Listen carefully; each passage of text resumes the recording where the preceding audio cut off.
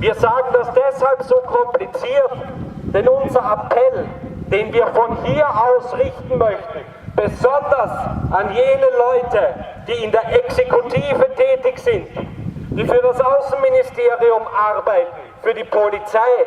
Leute, geht nicht ins Ausland für Frontex. Wir brauchen euch hier. Wir wollen nicht, dass die Europäische Union unsere eigenen besten Leute aus der Bergrettung und aus all den anderen öffentlichen Bereichen der Sicherheitspolitik ins Ausland schickt, um dort Menschenmanagement auch mit Waffen zu betreiben.